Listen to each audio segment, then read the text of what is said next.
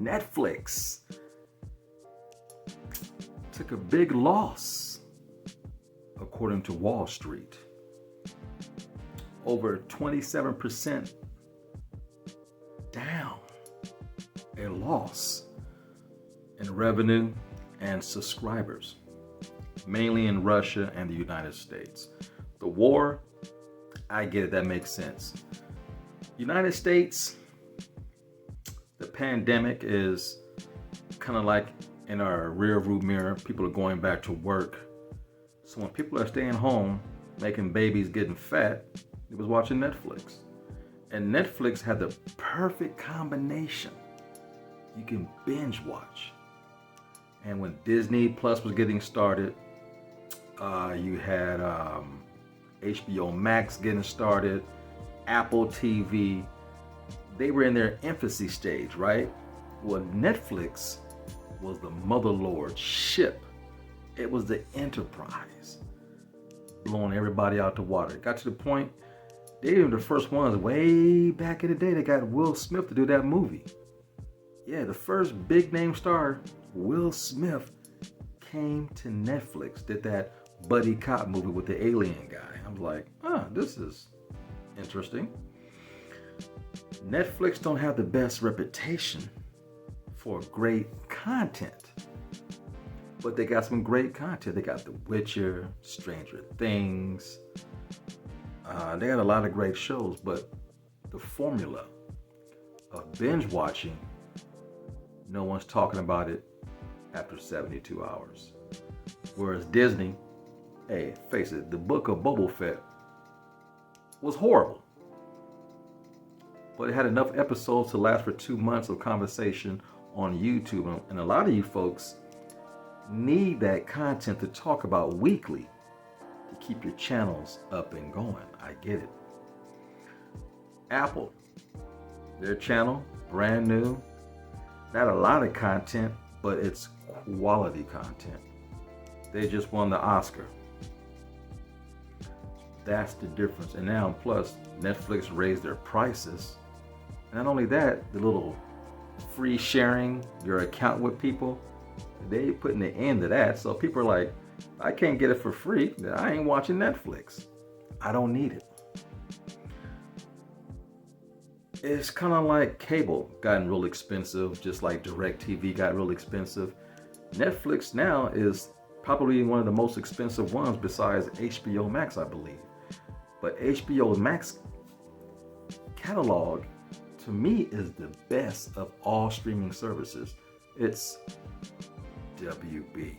From all the ancient, wonderful cartoons to just recently, you can watch The Batman. They're kicking everybody's ass. Disney, if you got kids, all the Disney classics on there, so that helps. You can put on Disney Plus, it's like a second babysitter in your household. Their other content, I'm not a big fan of their Marvel stuff. It's all right. You know, people are going crazy over Moon Knight and stuff. After the second episode, and I fell asleep, I ain't watched it since. Netflix, again, has that problem putting out bad content. Just this past weekend, I watched that movie, Choose or Die. Netflix puts out a lot of bad films. And that business model will eventually start to rot. And it's happening. They have way too much content, but not enough quality content. Whereas the other streaming services have quality content, maybe not a lot, but what's on there is worthy of your eyes and attention. That's the difference. And Netflix for 10 years had no competition. Well, that's another thing. Competition is now in the picture. So what are you going to do? Is this a bump in the road? Or this is just the reality? Because this company thrives on subscriptions. If you've reached all of your subscribers globally, where else can you turn to for new subscriptions? Outer space, Mars, Pluto. Think about it. The business model is not content, it's subscribers. And after a while, just like a YouTube channel, once you hit a certain level, it's hard to grow your channel unless you do something extraordinary.